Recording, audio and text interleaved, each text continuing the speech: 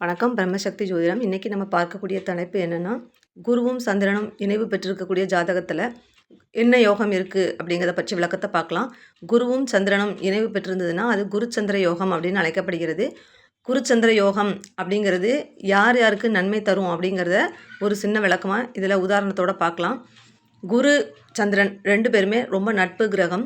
இது இணைவு பெற்றிருக்கிறது மேஷம், கடகம், சிம்மம், விருச்சகம், தனுசு, மீனம். இந்த 6 லக்கணங்களுக்கு மிகப்பெரிய ராஜயோகத்தை கொடுக்கும். ராஜயோகம் அப்படின்னு சொன்னோன்னா இதில் என்ன விளக்கம் அப்படின்னு சொன்னோன்னா, குருவும் சந்திரனும் இணைவு அப்படிங்கிறது குருவினால் சந்திரன், ஏற்கனவே சந்திரன் வளர்பிறை சந்திரன் தான் சுபன்னு சொல்லிட்டேன். வளர்பிறை சந்திரனும் குருவும் இணைஞ்சு இருக்கும்போது அந்த ஜாதகருக்கு உண்மையாகவே மன உறுதி அதிகமாக இருக்கும். எந்த ஒரு விஷயமும் எடுத்து செய்தாலும் அந்த விஷயத்தில் நிதானமாக ஆலோசனை பண்ணி அதை அழகாக செஞ்சு முடிப்பாங்க. இது ஒரு திறமையான ஒரு ஜாதகரை வழி நடத்துறதுக்கு உதவும். ஒரு ஜாதகத்தில் குருவும் சந்திரனும் இணைஞ்சிருந்ததுன்னா அந்த ஜாதகருக்கு மிகப்பெரிய ராஜயோகம் சொல்லிட்டேன். இது இந்த லக்கணங்களுக்கு மட்டும்தான் அதிகமாக வேலை செய்யும். எதிர் லக்கணங்கள் சொல்லக்கூடிய சந்திரன் ரிஷபத்தில் இருக்கும்போது உச்சம் பெறுவார். அதில் குரு இருக்கும்போது இந்த லக்கணங்களுக்கு ஓரளவு ஓகே அப்படிங்கிற மாதிரி வரும். ஆனால் எதிர் லக்கணங்கள், குருவினுடைய எதிர் லக்கணங்கள் சொல்லக்கூடிய சுக்கிரனுடைய நட்பு லக்கணங்களுக்கு அது மிகப்பெரிய ராஜயோகத்தை தரப்போகிறதில்ல.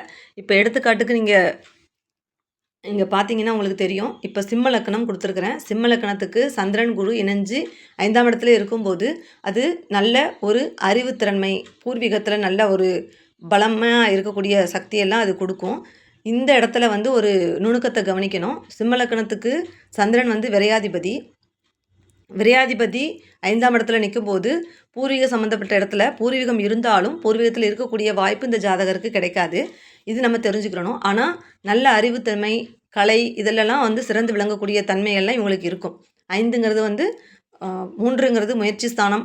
இது எண்ணம், அதாவது எண்ணம், முயற்சி ஸ்தானம் எல்லாமே 3ஆம் இடத்தை குறிக்கும்.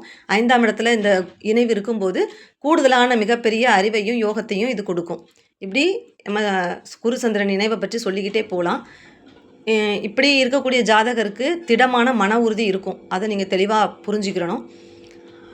அடுத்தது நம்ம சொல்லக்கூடிய ஜாதகம் இதே மாதிரி குரு சந்திரன் இணைவு பெற்று இன்னொரு ஜாதக அமைப்பை பார்க்கலாம். இப்போது இதே கன்னி லக்கணத்துக்கு குருவும் சந்திரனும் இணைஞ்சிருக்கு அப்படின்னு சொன்னால் லக்னாதிபதி எவ்வளோ ஸ்ட்ராங்காக இருக்காருங்கிறத முதல்ல பார்க்கணும். லக்னாதிபதி சூரியன் புதன் இணைவு 10ஆம் இடத்துல இருக்குது. அப்போ லக்னாதிபதி ஸ்ட்ராங்காக இருக்கார். 7ஆம் பாவாதிபதினு சொல்லக்கூடிய குரு 11ஆம் இடத்துல இருக்கும்போது ஒரு சில நெகட்டிவான பலன்களும் கொடுக்கும். இந்த இடத்துல சந்திரன் குருவும் அவங்களுடைய நட்பு வீட்டில் தான் இருக்காங்க, பிரச்சனை கிடையாதுன்னு நம்ம யோசிப்போம். குரு தசையோ சந்திர தசையோ வரும்போது கொஞ்சம் நெகட்டிவ் பலன் இருக்கும். 7ஆம் இடம் சம்மந்தப்பட்ட ஒரு சில பிரச்சனைகள், வாழ்க்கை துணை தேடுவதில் கொஞ்சம் ஒரு நெகட்டிவ் பலனை கொடுக்கும். ஆனால் அறிவு திறமை நல்ல ஜாஸ்தியாக இருக்கும். இது குரு சந்திரன் இணைவு பெரும்பாலும் ஜாதகத்தில் இணைஞ்சிருக்கிறது நல்ல திடமான மன உறுதி கொண்ட நபராக, ஒரு பிரச்சனைன்னு சொல்லி தோண்டு போகாமல் ஒரு நம்பிக்கையை ஊட்டக்கூடிய அளவில் அந்த ஜாதகருக்கு ஒரு தன்னம்பிக்கை கொடுக்கக்கூடிய இணைவாக இது இருக்கும். இப்படி நம்ம குருச்சந்திர இணைவை நம்ம சொல்லிக்கிட்டே போகலாம். ஒவ்வொரு லக்கணங்களுக்கும் ஒவ்வொரு மாதிரி பலனை கொடுக்கும். இதில் கன்னி லக்கணத்துக்கு 11ஆம் இடத்துல குருச்சந்திரன் இணைவு பெரிய அளவுக்கு நெகட்டிவ் இல்லைனாலும் அந்த தசை வரும்போது ஒரு சில பிரச்சனைகளை கொடுத்துட்டு தான் போகும். ஏன்னா கன்னி லக்கணத்தை பொறுத்தளவில் 7ஆம் அதிபதினு சொல்லக்கூடிய ஒரு பாதகாதிபதி குரு இவங்க லக்கணத்துக்கு பாதகாதிபதியாக வருவார், கேந்திராதிபதியாக வருவார். அப்படிங்கும்போது அந்த குரு தசையோ சந்திர தசையோ வரும்போது ஒரு சில நெகட்டிவ் பலன்கள் உண்டாகும்.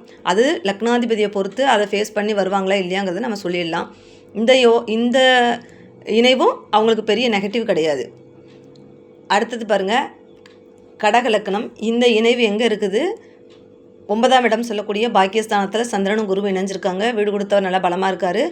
குரு சந்திர யோகம் இவங்களுக்கு சூப்பராக வேலை செய்யும். ஏன்னா பாக்கியஸ்தானத்தில் இருக்கிறது மிகப்பெரிய அற்புதமான ஒரு வாய்ப்பு. அவங்களுக்கு நிறைய திறமைகளையும் அதிர்ஷ்டங்களையும் கொடுக்கக்கூடிய அமைப்பாக இருக்கும். ஜாதகர் நல்ல அதிர்ஷ்ட வாய்ப்புகளோடு பிறந்த ஜாதக அமைப்புன்னு நம்ம சொல்லலாம். இங்கேயும் இவங்களுக்கு மிகப்பெரிய அதிர்ஷ்டத்தை கொடுக்கும். என்னோடய சேனலை லைக் பண்ணுங்கள், ஷேர் பண்ணுங்கள், சப்ஸ்கிரைப் பண்ணுங்கள். ஜோதிட ஆலோசனைகளுக்கு கீழ்கண்ட வாட்ஸ்அப் எண்ணை தொடர்பு கொண்டு உங்களுடைய ஆலோசனைகளை மிக குறைந்த கட்டணத்தில் பெற்றுக்கொள்ளலாம். இதே மாதிரி அடுத்தடுத்த தலைப்பில் புதிய புதிய நுணுக்கங்களோட நம்ம ஜாதகம் சம்மந்தப்பட்ட நிறைய விஷயங்களை பேசலாம். நன்றி, வணக்கம்.